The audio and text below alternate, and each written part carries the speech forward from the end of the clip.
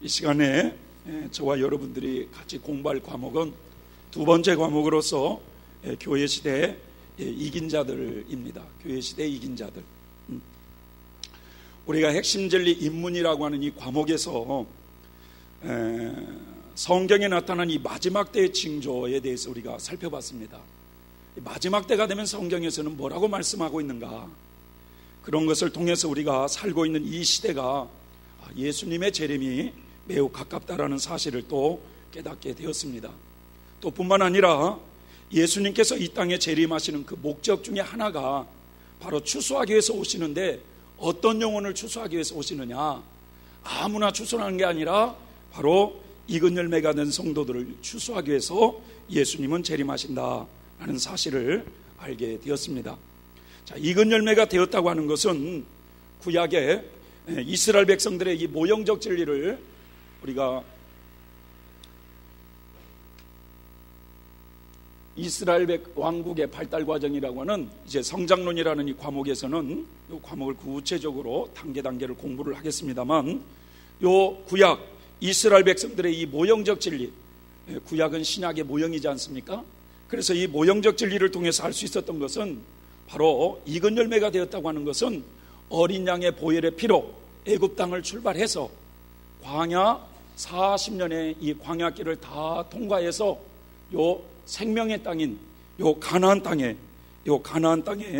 들어가는 성도들을 익은 열매가 된다, 익은 열매라 이렇게 표현했다고 했습니다. 그래서 이 익은 열매가 된 성도들이 예수님 공중 강림하실 때 휴거된다는 사실을 알게 되었어요. 자, 이처럼 익은 열매가 된 성도들, 즉 휴거되는 성도들을 이제 계시록 2장과 3장에서는 이기는 자라고 부른다는 거예요. 이런 성도들을, 휴거되는 성도들을 계시록 2장과 3장에서는 이기는 자라고 부른다 이거예요. 여기서 이기는 자는 대환란을 통과하는 성도들이 이긴 자가 아니라, 또 구약시대에 살고 있는 성도들의 이긴 자가 아니라, 계시록 2장과 3장에서는 성령의 교회들에게 하시는 말씀을 들으라, 이기는 그에게는 이러이러한 축복을 주겠다라는 말씀처럼 바로 교회 시대, 이 교회 시대의 이긴 자들이라고 부른다는 것입니다. 그래서 이 교회 시대라고 하는 것은 어디서부터 어디까지를 교회 시대라고 하냐면, 오순절 마가의 다락방에 성령이 임할 때부터 제자들을 통해서 교회가 시작이 됐어요. 그래서 예수님이 공중에 강림하실 때까지 넓게는 근 2000년이라고 하는 그 시대를 교회 시대라고 하는 것입니다. 자, 우리는 이 교회 시대 이긴 자들이라고 하는 이 과목을 통해서 구원받는 모든 성도들은 무엇과 싸워야 하는 것인가, 또 성도들의 신앙의 목표점이 어디인가를 우리가 확실하게 깨달아야 될 것이며, 이기는 자들에게 하나님이 약속하신 축복이 무엇인가에 대해서 우리가 하나하나 살펴보게 될 것입니다. 우리가 이 세상에 스포츠를 할 때도 보면 운동선수들이 경기에서 이기면 뭐 트로피라든지 또 명예라든지 돈이라든지 이런 걸 보상으로 받지 않습니까?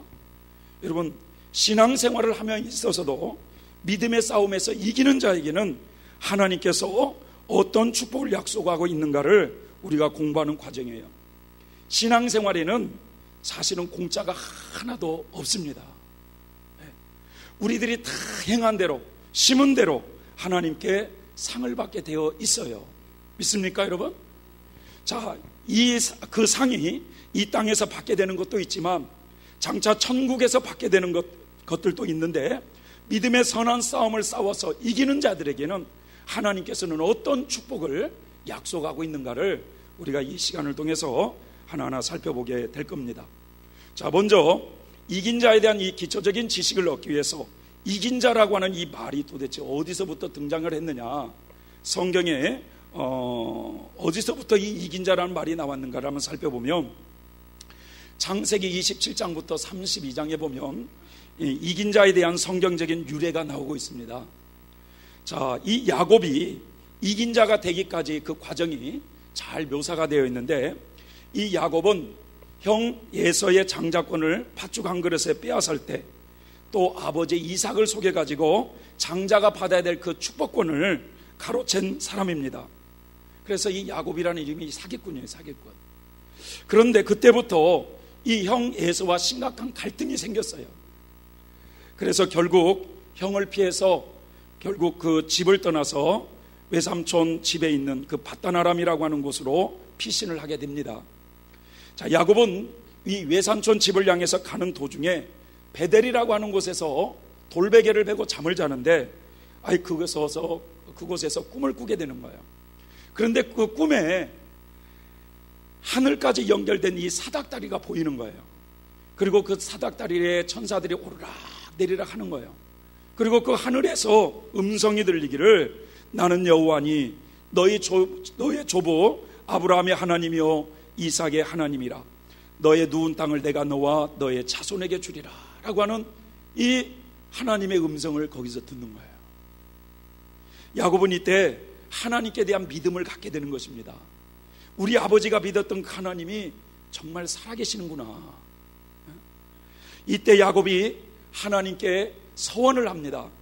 하나님, 나의 가는 길을 지켜주시고 무사히 고향으로 돌아오게 해주시면 지금 이것이 하나님의 전이 될 것이고 하나님께 10의 1조를 드리겠다고 서원을 해요. 그러면서 외삼촌 집으로 길을 떠납니다. 자, 야곱은 외삼촌 집에서 지내는 동안에도 언제나 그 베델에서 만났던 그 하나님에 대한 믿음을 잃지 않고 생활을 하게 되었어요.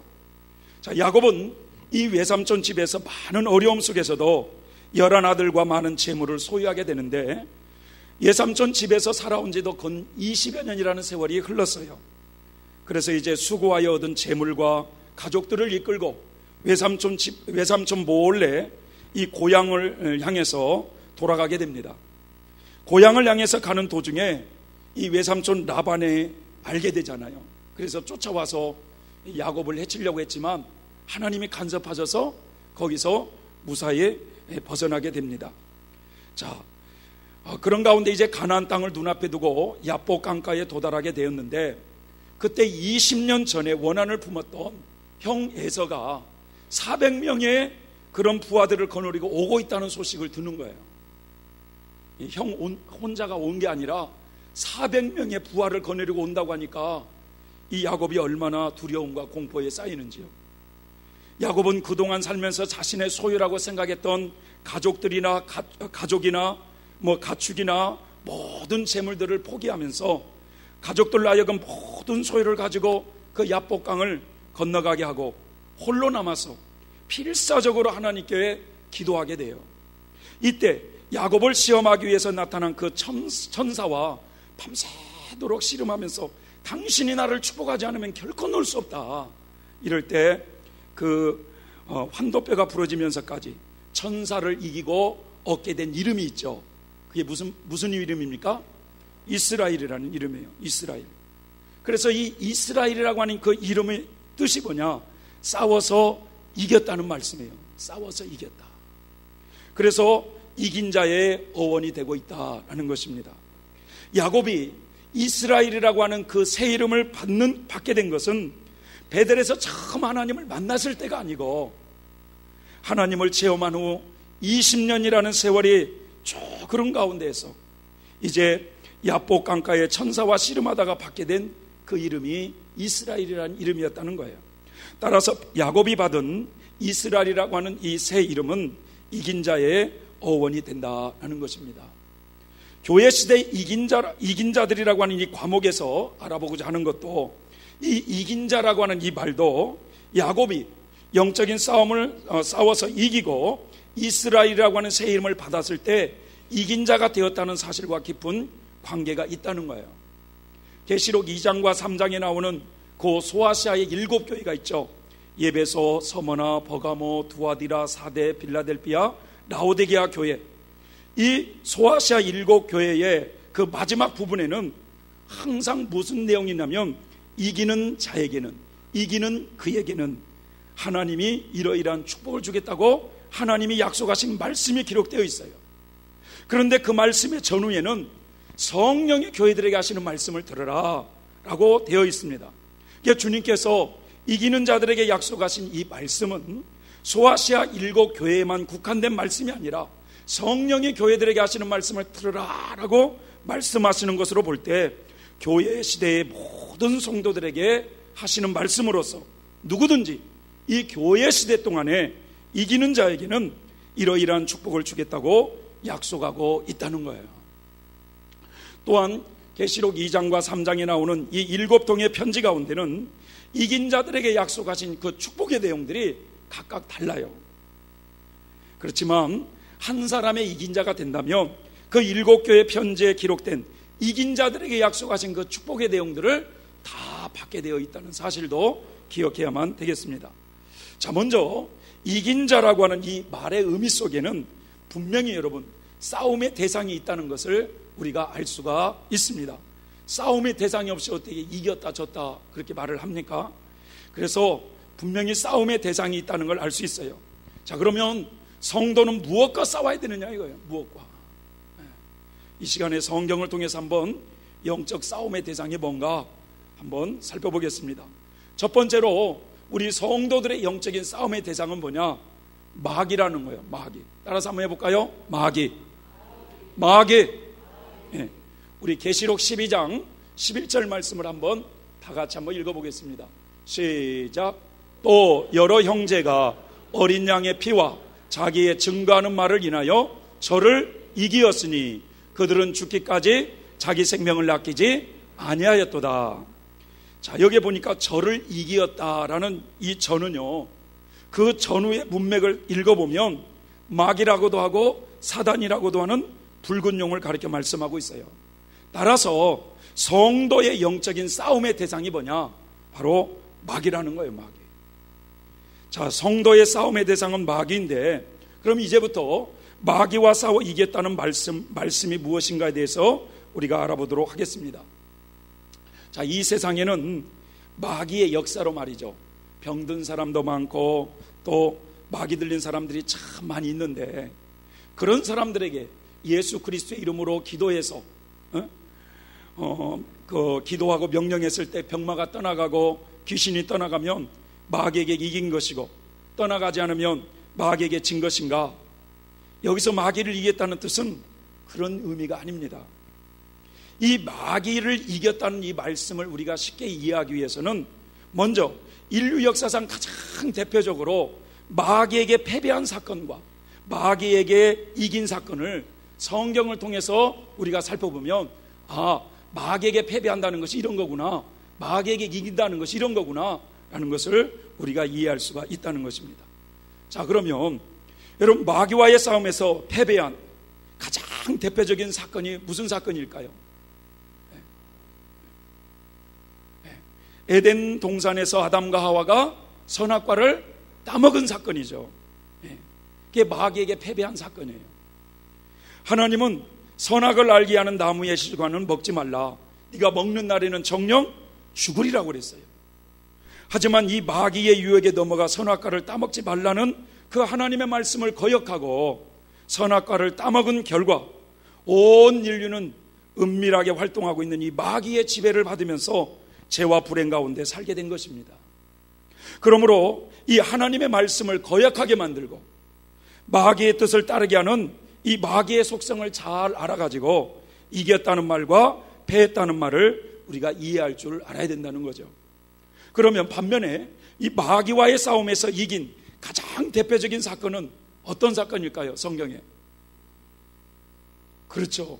마태복음 4장에 보면 예수님이 40일 금식 기도를 마치시고 세 차례 마귀의 유혹을 받았을 때 그 마귀를 이긴 모습이 나옵니다. 여러분, 40일 동안 금식을 한 후이기 때문에 예수님의 몸은 지칠 대로 아마 지쳐있고 또 몹시 배가 고픈 상태였으므로 마귀의 공격을 받아도 쉽게 패하기 쉬운 그런 상황이었다는 거예요. 이때 마귀가 예수님께 다가와서 유혹을 합니다. 네가 만약 하나님의 아들이라면 모든 것을 할 수 있지 않느냐? 네가 만약 하나님의 아들이라면 이 돌들이 떡이 되게 해서 먹으라고 유혹합니다. 너 얼마나 지금 배고프냐? 그러니 네가 만약 하나님의 아들이라면 이 돌들을 명하여 떡이 되어서 먹으라고 유혹합니다. 사람이 말이죠, 이런 유혹을 받을 때 그 마귀의 유혹에 넘어가기가 참 쉽습니다. 그런데 예수님은 사람이 떡으로만 살 것이 아니라 하나님의 입으로 나오는 말씀으로 살 것이라고 하면서 그 마귀의 유혹을 물리치셔요. 40일 금식을 했으니 얼마나 배가 고프겠어요, 여러분. 예? 그때는 마귀가 그렇게 말을 안 해도 돌이 떡으로 보이는 때 아닙니까? 예? 그런데 말이죠, 그 얼마나 배가 고프겠어요. 그렇기 때문에 이 마귀가 슬그머니 다가와서 유혹을 하는 것입니다. 그러나 예수님은 하나님의 말씀으로 마귀의 유혹을 물리치셔요. 그러자 이 마귀가 또 성전 꼭대기에서 뛰어내리라고 했을 때나 내게 엎드려 절하기만 하는 이 모든 것을 주겠다고 유혹했을 때도 예수님은 하나님의 말씀에 순종하여 마귀의 유혹을 물리침으로써 마귀를 이기셨습니다. 그래서 이 마귀는 말이죠, 에덴 동산에서 하와를 유혹할 때의 방법이나 40일 금식하신 예수님께 나타나서 유혹하는 방법을 보면은 인간의 가장 기본적인 욕구인 이 정욕을 가지고 유혹하는 모습을 볼 수가 있어요. 마귀가 아담과 하와를 유혹할 때 하나님께서 먹지 말라고 하는 그 선악과를 다 보니까 먹음직도스럽고 보암직도스럽고 지혜롭게 할 만큼 탐스러워 보였을 때 얼마나 마귀의 유혹에 강하게 끌렸겠습니까? 예수님을 유혹할 때 40일을 금식한 후에 굉장히 배가 고픈 상태에서 마귀는 다가와서 당신이 만일 하나님의 아들이라면 돌을 병하여 떡이 되게 하여 먹으라고 유혹하는 모습을 보면 이 마귀는 인간의 가장 기본적인 욕구인 이 정과 욕심을 미끼로 유혹하는 것을 알 수가 있어요. 그래서 갈라디아서 5장 24절에 보면 그리스도 예수의 사람들은 육체와 함께 그 정과 욕을 십자가에 못 박았느니라 라고 말씀하고 있어요.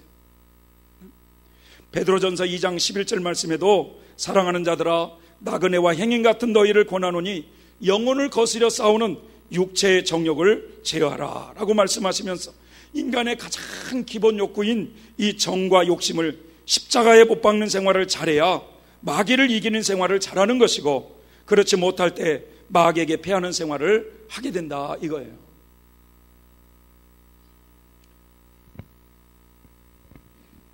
차량을 가지고 화물차를 가지고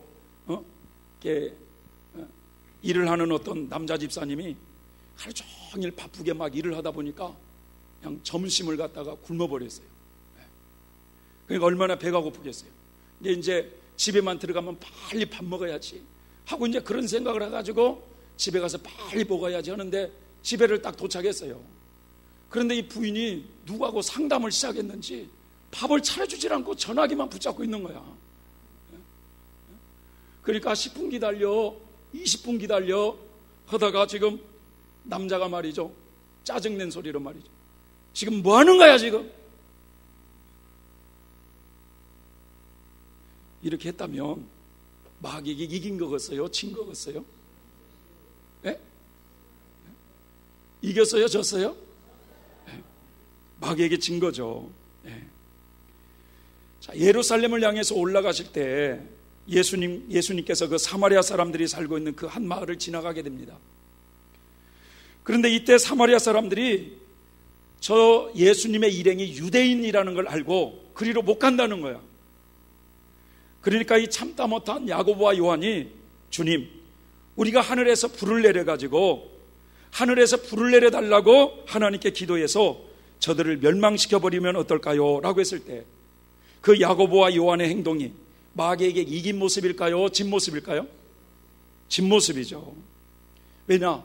자신의 길을 방해하기 때문에, 방해하니까 하늘에서 불을 내려서 죽여버리자 이거잖아요. 그럴 때 예수님은 돌아가자라고 그러잖아요. 그들과 언쟁할 필요가 없이 돌아가자라고 그래요. 어느 수도자가 고백을 하길 말이죠, 이 수도 생활을 하면서 갈수록 힘들어하는 것이 뭐냐라고 물어보니까 마음이 들지 않는 사람과 같이 사는 것이 힘들다는 거예요. 마음에 들지 않는 사람과 같이 사는 건 죽을 맛이잖아요. 남편이 미운데 같이 사는 거 죽을 맛이잖아요. 그래서 어느 날은 말이죠, 얼마나 심각했는지 그 형제 신발을 보니까 갑자기 미운 마음이 확 들어가지고 그 형제의 신발을 팔로 확 차버렸다는 거예요. 워낙 미우니까. 마귀에게 이긴 걸까요? 진 걸까요? 이겼어요? 졌어요? 졌어요. 깊은 산중에서 수도 생활을 하던 어느 수도사가 어느 날 갑자기 말이죠, 세속으로 돌아가고 싶은 마음이 강하게 일어나 견딜 수가 없더라는 거예요. 이때 그 수도자의 마음을 강하게 자극시켰던 것이 뭐냐면, 과거 세상에서 살 때 애인과 달콤하게 사랑을 속삭이던 이 음란한 쾌락을 즐기던 일들이 막 그 마음을 사로잡은 거예요. 자, 그런 생각으로 유혹을 강하게 받던 그 수도자가 결국 견디지 못하고 세상으로 내려가는데, 이 세속을 향해서 산길을 내려오는 그 수도자에게 하나님께서 말이죠, 큰 뱀을 갖다가 이렇게 앞에 나타나게 해가지고 그 수도자가 그냥 크게 놀라면서 다시금 그 수도원으로 돌아가 수도 생활을 하게 됐다고 그래요. 자, 이 수도자의 경우 세상의 쾌락과 정욕에 사로잡혀 수도원에서 내려가려고 했던 그것은 마귀에게 순간적이나마 패한 걸까요? 이긴 걸까요? 패한 거겠죠. 그러나 그런 것을 다시 깨닫고 다시 수도원으로 돌아가는 그 모습은 순간 마귀에게 승리한 모습이다 라고 우리가 이해할 수가 있겠습니다. 구한말에 말이죠, 이 이성복 목사님께서 제주도 몽비포에 이 군인교회에서 집회를 해달라고 전화가 아니지, 이제 그런 통보가 와가지고 이 목사님이 부산에서 제주도까지 말이 통통배를 타고 18시간을 멀미를 하면서 갔다는 거야. 얼마나 힘들었는지. 그런데 이제 그 군인교회에 도착해가지고 3박 4일 동안 은혜스럽게 집회를 잘 마쳤다고 그래요. 그런데 이제 그때 그 군대의 지휘관이, 목사님 오실 때 고생이 너무 많이 하셨으니까 가실 때는 비행기로 모시겠습니다 라고 이렇게 말을 하니까 목사님이 그래도 갈 때는 편히 가나 보다 하고 좋았다는 거예요. 그런데 그분이 하시는 말씀이, 그런데 목사님 단 하나 조건이 있어요. 이 군인 비행기는 민간인이 탈 수 없으니까 목사님 군복을 좀 입으세요 라고 그렇게 부탁을 드렸다는 거예요. 그런데 이 목사님이 말이죠, 가만히 생각해 보니까 자기는 군인이 아니잖아요. 그래서 나는 군인이 아닌데 내가 군인인 척 할 것이 뭐였냐. 그래서 양심이 허락되지 않아가지고 그 비행기를 거절하고 배편으로 18시간 걸려서 배멀리를 심하게 하면서 다시금 돌아왔다는 이야기가 있어요. 여러분, 마귀에게 이긴 모습일까요? 진 모습일까요? 이긴 모습이죠. 자, 이와 같이 성도들은 마귀에게 이기는 생활을 하기도 하고 때로는 패하는 생활을 하면서 점진적으로 우리 영혼이 성장되어 가는 것입니다. 성도들이 은혜가 충만할 때는 마귀에게 이기는 생활을 하다가도 또 범죄하기 쉬운 기회가 주어지면 혈기나 짜증이나 이런 것들로 인해서 마귀에게 넘어질 때가 많이 있습니다. 이처럼 성도들의 영적인 싸움의 대상이 마귀인데, 우리의 영적인 싸움의 대상이 마귀인데, 이 교회 시대에 이기는 자들은 이 광야 연단 과정에서 그런 과정을 거쳐가면서 결국 마귀와의 싸움에서 승리한 분들이라 이거예요. 이해되십니까? 그래서 이긴 자예요, 이긴 자. 누구를 이기신 거예요? 마귀를 이겼다 이거예요, 마귀를. 자, 두 번째로는 성도들의 영적 싸움의 대상이 무언가? 두 번째로는 세상입니다. 세상. 우리 다 같이 한번 해볼까요? 시작. 세상. 네, 세상입니다. 자, 요한일서 5장 4절을 한번 읽어볼까요? 시작. 대저 하나님께로서 난 자마다 세상을 이기느니라. 세상을 이긴 이김은 이것이니 우리의 믿음이니라. 자, 이렇게 성도들이 싸워야 될 싸움의 대상은 세상이라는 것입니다. 자, 그럼 이 세상이라고 하는 것이 뭐냐 이거예요. 세상이 뭐냐? 성경에 요한일서 2장 15절부터 16절 다 같이 읽어보겠습니다. 시작.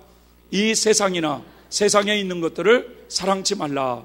누구든지 세상을 사랑하면 아버지의 사랑이 그 속에 있지 아니하니 이는 세상에 있는 모든 것이 육신의 정욕과 안목의 정욕과 이생의 자랑이니 다 아버지께로 쫓아온 것이 아니요 세상으로 쫓아온 것이라.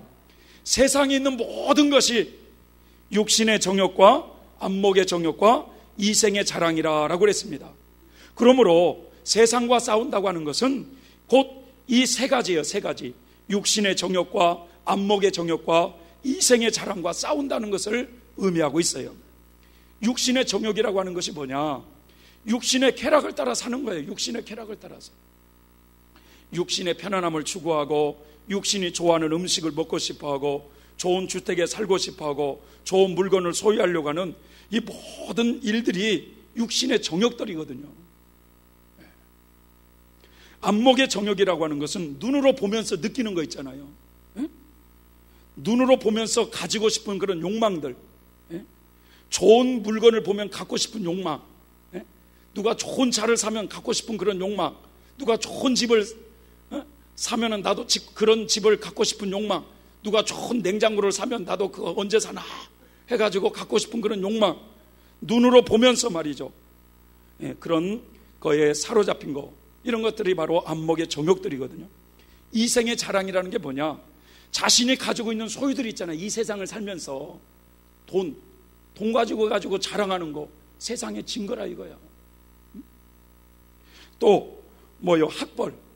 학벌 가지고 말이죠. 나는 어느 대학교 나왔다, 뭐 예수대에 나왔다, 자꾸 자랑하는 거, 세상에 지는 거예요, 지는 거. 세상 사람들은 그런 걸로 살잖아요. 그런 모습으로. 그러나 예수님을 믿는 사람들이 마음에 깊이 새겨지면 그런 걸 자랑하는 것을 또 범죄했구나, 또 죄졌구나, 이걸 알아야 된다는 거예요. 그런데 이런 것을 전혀 모르니까 금방 우리 아들이 어디 대학교 저기 붙어서 하면서 막 자랑하고 다니잖아요. 어느 회사에 취직을 했니, 뭐 어느 대학을 들어갔느니 자랑하고 다니잖아요. 이생의 자랑이래요. 이생의 자랑. 이런 것과 싸워야 된다는 거, 이런 것과. 자, 이제부터 세상의 진 모습과 이긴 모습에 대해서 한번 예를 들어보면, 자, 에덴 동산에서 아담과 하와가 선악과를 봤을 때 먹음직하고 보암직하고 지혜롭게 할 만큼 탐스럽게 느꼈던 것은 바로 이 육신의 정욕과 안목의 정욕과 이생의 자랑에 사로잡힌 것이고, 하나님께서 금지하신 그 선악과를 따 먹었을 때 세상의 진 모습이거든요, 그게. 이 아람 장군, 이 나아만이라고 하는 사람이 문둥병에 걸린 거 있잖아요. 여러분의 성경책에도 나오죠? 나아만 장군이 무슨 병 걸렸어요? 문둥병 걸렸잖아요. 그래가지고 그 문둥병을 치유받기 위해서 엘리사를 찾아오지 않습니까? 그래서 엘리사가 요단강 강변에 가서 몸을 7번 담그라고 했어요. 그래가지고 가기 싫었지만 거기에 순종하는 마음으로 몸을 7번 담그니까 그 문둥병이 고쳐졌다 이거예요. 그래서 이 나아만 장군은 너무 고마워가지고 답례를 하려고 그랬단 말이죠. 그럴 때 이 엘리사는 지금은 받을 때가 아니라고 하면서 그걸 거절하는데, 그 옆에서 봤던 게하시가 침을 질질 흐르고 있다가 그냥 나아만 장군이 그냥 가니까 거기를 쫓아가가지고 지금 우리 선지생도가 왔다고 하면서 우리 스승님께서 은 1달란트와 옷 2벌을 좀 주라고 그랬다고 해가지고 거짓말을 해가지고 그걸 받아가지고 자기 집에 몰래 감춰놓잖아요. 이 게하시의 모습에서 세상에 이긴 모습일까요? 진 모습일까요? 진 모습이죠. 진 모습. 그런데 우리는 이겼다 졌다 이런 얘기는 또 잘해. 그런데 내 생활 속에서는 이게 적용이 안 돼. 적용이. 자기 아이가 밖에 나가서 놀다가 다른 아이들에게 얻어맞고 울면서 만약에 들어왔다. 대부분의 부모들은 마음이 어떻습니까? 이럴 때 속이 상할까요? 안 상할까요? 상하죠. 이때 어느 부모들은 이 병신같이 얻어맞고 오냐고, 너는 손이 없냐 발이 없냐, 이렇게 막 욕을 퍼붓기도 하고, 어떤 부모는 어느 놈이 때렸냐고 하면서 같이 가자고 하면서 해가지고 애들 싸움이 누구 싸움 돼요? 어른 싸움 되잖아요. 이처럼 부모들이 말이죠, 자기 자녀에 대한 그 애정 때문에 혈기의 지배를 받는 그 모습이 세상에 이긴 모습이에요? 진 모습이에요? 진 모습이에요. 그렇게 터져가지고 피가 흘리고 와가지고 그런 애들이 왔다고 하면 그러면 그런 것을 어떻게 해야 되느냐? 이만하면 다행이다 야. 너를 때린 애는 안 다쳤냐 야? 하면서 말이죠, 그렇게 해야 된다 이거예요. 그렇게.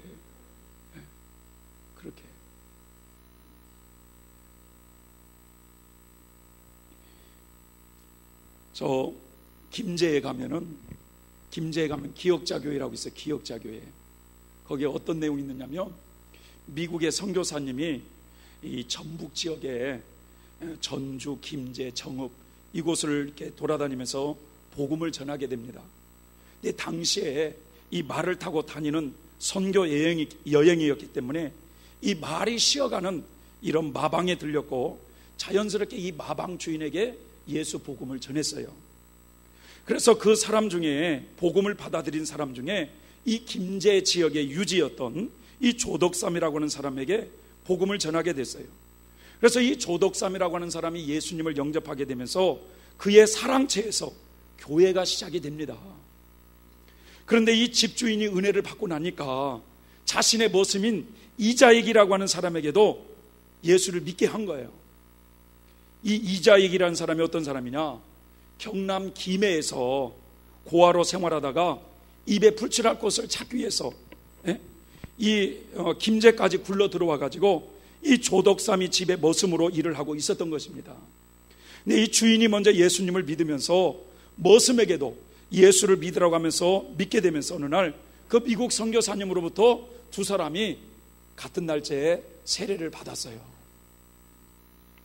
자, 그래서 자신의 사랑채에서 시작된 이 교회가 차츰 사람들이 모이게 되니까 이제 한 50명쯤 되었을 때 그 사랑채에 시작된 그 교회에서 장로를 세우기 위해서 두 사람을 이제 피택한 거죠. 그래서 조덕삼이하고 그 머슴하고 두 사람이 이제 후보에 오른 거예요. 교인들이 모여가지고 투표를 한 결과 머슴이 돼버렸네. 머슴이. 아마 저 같으면 다들 잘해보세요 하고 막 갔을 것 같아. 그때 교인들이 술렁이고 근심하는 표정이 역력합니다. 그러자 이 조덕삼이라는 이 사람이 얼마나 인품이 좋은지 교회의 결정을 하나님의 뜻으로 받아들이겠다고 하면서 앞으로 이자익 장로님을 잘 받들어 교회를 섬기겠다고 하는 거예요. 이게 이 두 사람이 집으로 따져보면 주인과 누구죠? 머슴이야. 교회로 따져보면 평신도와 장로님이야. 그런데 이제 그 장로님으로 그 교회를 모시면서 말이죠, 이 조덕삼이가 이 이자익 장로님을 말이죠 평양신학교로 보낸 거야. 그것도 4년 동안 말이죠 학비를 다 대준 거야. 그래서 졸업을 시켜가지고 목사 안수를 받게 해가지고 그분을 또 그 본교회로 또 담임 목사로 모셔온 거예요. 그래서 그 목사님을 통해서 이 조덕삼이가 장로가 된 거예요 이제.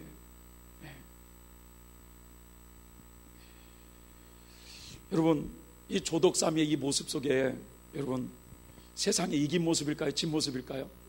이긴 모습이죠. 이긴 모습이에요. 신앙의 어린 성도들은 이기는 생활을 잘 못합니다. 신앙의 연륜이 좀 있고 연단도 좀 받아가면서 살아온 성도들은 때로는 이기기도 하고 지기도 하면서 그렇게 살아가요. 그런데 이 교회 시대에 이기는 자들은 이 광야 연단 과정을 그렇게 걸쳐가면서 결국 이겼다 이거예요. 세상을 이겼다 이거예요. 그래서 우리의 성도들의 싸움의 대상이 세상인데 교회 시대에 이긴 자들은 세상을 이긴 사람이라 이거예요. 이해되십니까? 또 세 번째로는 성도들이 싸워야 될 싸움의 대상이 뭐냐? 로마서, 거칠고 산한 환경이에요. 자, 로마서 8장 35절부터 37절 한번 다 같이 읽어볼까요? 시작. 누가 우리를 그리스도의 사랑에서 끊으리요? 환난이나 곤고나 핍박이나 기근이나 위험이나 칼이랴. 기록된 바 우리가 종일 주를 위하여 죽임을 당케 되며 도살할 양같이 여김을 받았나이다 함과 같으니라. 그러나 이 모든 일에 우리를 사랑하시는 이로 말미암아 우리가 넉넉히 이기느니라. 여기 보니까 넉넉히 이기느니라 이런 말씀 속에 환난, 핍박, 적신, 위험, 칼 이런 것들이 그리스도의 사랑에서 우리를 끊어놓지 못한다 하면서 이걸 넉넉히 이긴다 이 말씀을 통해서 바로 환난, 핍박, 적신, 위험, 칼은 거친 환경이라는 걸 알 수 있어요. 거친 환경. 따라서 성도들이 싸워야 될 싸움의 대상이 뭐냐? 이 거칠고 사나운 환경이라는 거예요. 어떤 사람이 말이죠, 이 죽을 병에 걸려가지고 병원에 입원을 하게 됐어요. 몇 개월 동안 투병 생활을 하면서 많은 고통 중에 결국 그 질병에 고침받고 말이죠, 죽을 수밖에 없던 그 처지에서 기적같이 건강이 회복이 되었습니다. 퇴원 후에 건강한 몸으로 생활하면서 그는 계속 그렇게 말을 하는 거예요. 나는 하나님께 감사합니다. 하나님께 감사합니다. 하나님의 도움으로 저는 질병을 이겼습니다. 라고 고백을 하더라는 거예요. 그러나 그의 부인을 통해서 병원 생활하는 동안에 있었던 이야기를 들어보면 과연 그가 병상에 있었을 때 승리의 생활을 하였는지 자세히 알 수가 있어요. 그 부인에게 남편의 회복을 축하하면서 말이죠, 아이고 간호하시느라 얼마나 고생이 많으셨어요. 남편의 건강이 회복되었으니 정말 축하드립니다. 얼마나 좋으십니까? 라고 이렇게 하니까 그 부인이 하시는 말씀이, 말도 마세요. 말도 마세요. 예? 그 병원에서 간호하는 동안 죽는 줄 알았어요. 죽는 줄 알았어요. 툭하면 짜증, 혈기, 얼마나 이런 걸 부리는지 생각하기도 하기 싫다고. 이런 사람 많이 있을까요? 없을까요? 물 가져와! 일으켜! 눕혀! 어이구! 이런 일이 있을까요? 없을까요? 있어요. 그럴 때 말이죠, 이런 사실을 우리가 분석을 잘 해보면 비록 질병은 고쳐져서 건강은 회복되었을지라도 그 병으로 몸이 아프니까 짜증을 내고 신경질을 부리는 그런 것은 이런 거칠고 사나운 환경과의 싸움에서 이긴 모습이에요? 진 모습이에요? 진 모습이라는 거예요. 하나님께서는 성도들이 그런 환난 중에 있다 할지라도 끝까지 오래 참음으로, 온유함으로, 사랑으로 이기는 생활을 하기를 원하고 있다 이거예요. 작은 시골에서 말이죠, 이 맹집사님이라고 하는 분이 있었어요. 그런데 그 교회에 또 같은 또래에 이 임집사님이라고 하는 분이 계셨는데, 어느 날 말이죠, 이 임집사님이 그만 이 중풍으로 쓰러진 거예요. 몸도 뚱뚱한 데다가 중풍으로 쓰러져 가지고 눕게 되니까 교회 예배를 못 드리는 거예요. 그러자 이 맹집사님은 교회에서 예배를 드리고 나면 그 임집사님 집을 찾아가면서 교회 소식을 다 알려주는 거야. 그러니까 이 임집사님도 나도 예배당에 가서 예배를 드렸으며 이런 고백을 하는 거예요. 그러자 이 맹집사님이 말이죠, 하나님 앞에 그렇게 기도합니다. 주님, 휠체어 한 대만 주시면 제가 그 집사님을 모시고 다니면서 예배를 드리겠습니다. 그래가지고 그 맹집사님이 기도한다는 그 소식을 듣고 목사님께서 휠체어를 어떻게 사서 주었어요. 그러자 이 맹집사님도 기뻐했고 임집사님도 기뻐했어요. 그래서 이제 이 맹집사님이 휠체어를 끌고 임집사님을 모시고 예배당을 나옵니다. 많은 사람들이 그 맹집사님에게 박수를 쳐주는 거예요. 그런데 그것도 하루 이틀이지. 주요일 날 수요일 밤을 밀고 다니니까 얼마나 힘이 들겠냐고. 그래서 어느 날 수요 예배를 드리기 위해서 휠체어를 밀고 가면서 속으로 살인을 하는 거야. 중풍 들었으면 빨리 죽어야지. 왜 이렇게 사람을 힘들게 하냐. 그런데 또 교인들은 맹집사님은 천사야, 아들도 못하는 일을 저런 일을 그렇게 하잖아 하면서 그렇게 칭찬을 해주는데, 이 임집사님을 휠체어로 밀고 다닐 때마다 빨리 죽었으면 좋겠다고 하면서 살인을 하네. 이긴 모습일까요? 진 모습일까요? 진 모습이지. 우리는 그런 것이 안 올라오죠? 주님은 원망 없이, 짜증 없이, 불평 없이 승리하길 원하십니다. 온전한 사랑과 인내와 온전한 그 겸손과 끝까지 사랑하면서 그렇게 깨끗하게 승리하기를 원하시면서 그런 삶을 실천할 때 비로소 이겼다라고 볼 수가 있는 거예요. 1380년도 네덜란드 시담이라고 하는 도시에 이 리드비나라고 하는 여인이 있었어요. 그런데 이 여인은 15살 때 이 친구들과 얼음치기를 하다가 그만 미끄러져 가지고 갈비뼈가 부러지는 그런 큰 상처를 입게 됩니다. 그때부터 그녀는 병상에 눕게 되었고 얼마 후에는 농흥병에 걸려 가지고 온몸에 피고름이 흘러나오는 그런 큰 고통을 겪게 됩니다. 부모님은 이 딸을 치료하기 위해서 사방팔방으로 온갖 처방을 다 해보았지만 상태는 점점 더 악화되어 가는 거예요. 농균병으로 고름이 흘러나오니까 처음에는 푹신푹신한 요를 눕혔다가 요가 상처에 달라붙게 되자 나중에는 나무 판자에 눕도록 했고, 리드비나가 당한 이 고통은 말로 형용할 수가 없었다는 거예요. 그런데 이 올케가 한동안 돌봐주는가 싶더니 병이 오래 가니까 빨리 죽으라고 욕을 퍼붓고 심지어는 말이죠, 얼굴에 침을 뱉기까지 했더라는 거예요. 그러니까 말이죠, 어르신들, 여기 계신 어르신들은 잘 들으셔야 돼요. 자식들이 요양원에 보내가지고 자식들끼리 그런다는 거예요. 아이고, 아버지 지금까지 살고 있네, 빨리 죽었으면 좋겠네. 그런데 어느 날은 명절이 돼가지고 집으로 가자고 그러더래요. 그래서 집으로 가자가지고 그 연세 드신 분들에게 인절미를 미개가지고 죽여버린 거야. 인절미 아버님 하나 드세요 할 때 절대 입 열지 마세요. 세상이 그런 세상이야 요즘. 이 올케가 병이 오래되니까 말이죠, 빨리 죽으라고 막 욕을 퍼붓고 심지어는 얼굴에 침을 뱉기까지 하면서, 그럴 때 이 리드비나 마음에 얼마나 상처가 있었겠어요.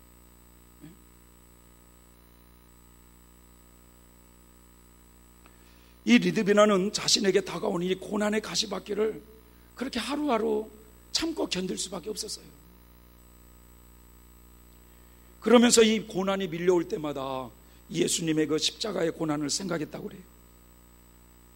예수님이 당하는 그 고통은 나하고는 비교할 수가 없어요. 사람들에게 침뱉음을 당하시고 사람들에게 온갖 조롱과 뺨을 맞고 옷을 다 벗긴 채로 십자가에 못 박혀 돌아가면서 죽으시기까지 그 죄인들을 용서해달라고 하신 그 예수님을 보면서 그 고난을 참았다고 그래요.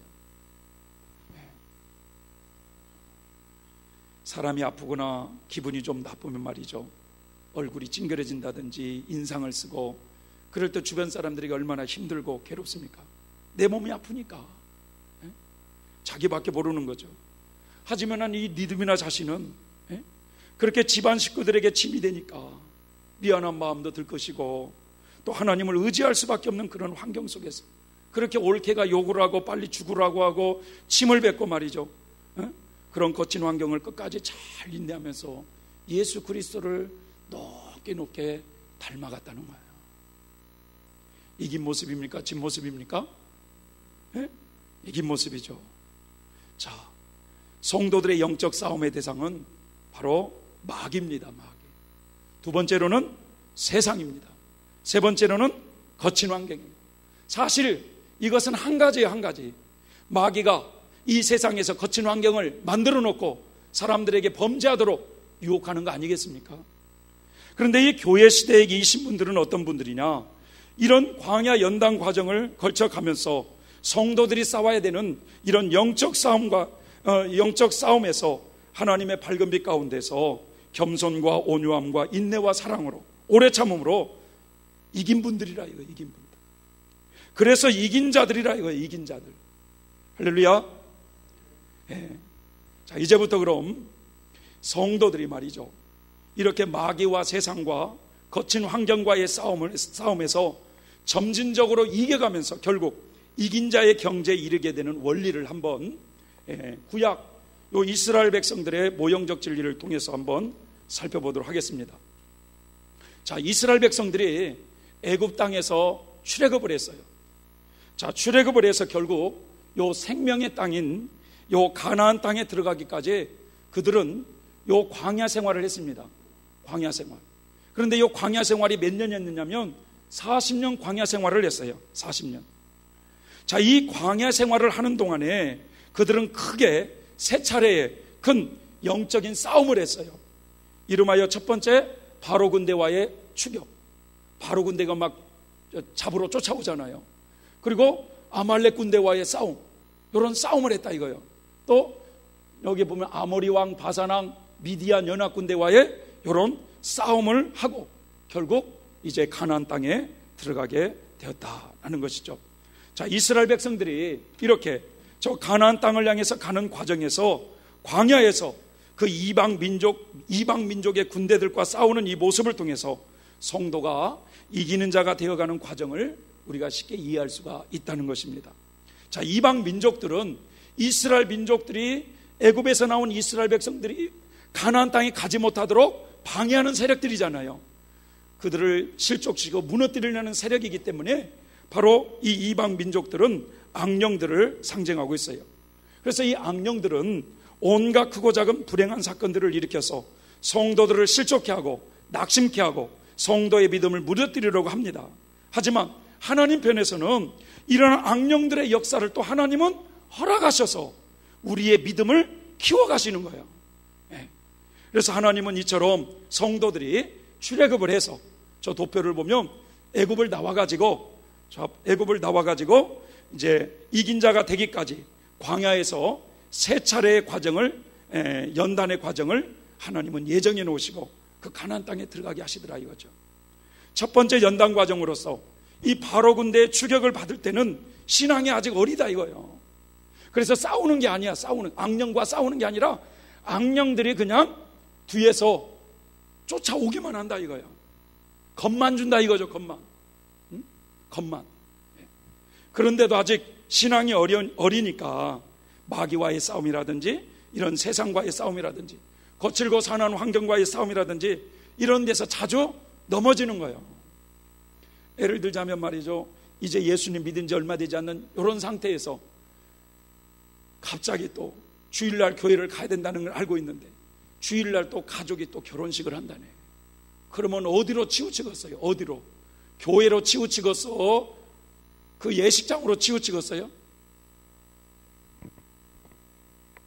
지금은 묵상할 때가 아니에요. 신앙이 어리니까 다 혈육간의 애정에 맞춰서 예식장으로 치우친다. 다 세상에 친다 이거야. 그러나 두 번째 연단 과정인 아말렉 군대와의 싸움에서는 모세가 손을 올리면 이기고, 여러분의 성경책에 어떻게 되어 있어요? 모세가 손을 내리면 진다고 나와 있어요? 그래서 손을 들면 이기고 손을 내리면 지고, 이기기도 하고 지기도 하고 이런 과정을 거치더라 이거죠. 내가 이번에 또 마귀에게 또 넘어졌구나. 우리가 그런 경험 많이 하잖아. 내가 또 세상에 또 넘어졌구나. 이런 경험 많이 하잖아요. 그러면서 성장해 가는 거예요. 그러다가 결국 저 세 번째 연단의 과정에 들어가서는 약간 미끄러지는 경우도 있지만 싸움을 할 때마다 승리하더라 이거죠. 아모리 왕, 바산 왕 군대들과 싸울 때도 승리하고, 더 나아가서 미디안 군대들과 싸울 때는 온전한 승리를 하더라 이거예요. 그러자 이스라엘 백성들은 드디어 바로 하나님이 약속하신 그 생명의 땅 가나안 땅에 들어갈 준비가 된 것입니다. 자, 이와 같이 출애굽을 한 후에 광야에서 이렇게 세 차례의 그 싸움을 다 마치고 가나안 땅에 들어간 성도가 되어질 때 비로소 이긴 자가 되었다라고 말을 한다, 이런 뜻입니다. 이처럼 이긴 자가 되어가는 과정이 구약 이스라엘 백성들의 모형적 진리를 통해서 선명하게 우리에게 보여주고 있다.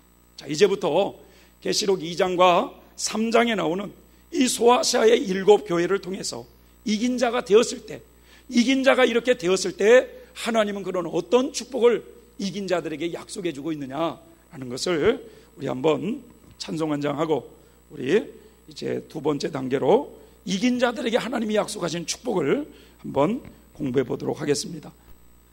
자, 이 시간에는 이제 그 교회 시대에 이기는 자들에게 하나님이 약속하신 축복이 뭐냐요. 자, 예수님께서 소아시아 7 교회에 보낸 편지 가운데는 그 교회 목회자 개인에게 해당되는 말씀이 있는가 하면 또 여러 성도들에게 해당되는 말씀이 있고, 그리고 교회 시대의 전체 성도들에게 해당되는 이런 말씀이 있어요. 또 그 각 편지 중에는 목회자를 칭찬한 말씀도 있고 책망하는 말씀도 있고 회개를 촉구하는 그런 말씀이 있는가 하면 권면의 말씀도 있습니다. 그리고 그 편지들의 마지막 부분에 이기는 자들에게 약속하신 말씀이 있는데, 이것은 교회 시대를 사는 모든 성도들에게 이긴 자가 되면 이러이러한 축복을 주겠다고 약속하고 계세요. 그래서 이 교회 시대 이긴 자들이라고 하는 이 과목에서는 그 편지 내용들 전체를 공부하는 것이 아니라 이기는 자들에게 하나님이 약속하신 축복의 말씀만을 중심으로 하나하나 이 시간에 살펴보고자 하는 것입니다.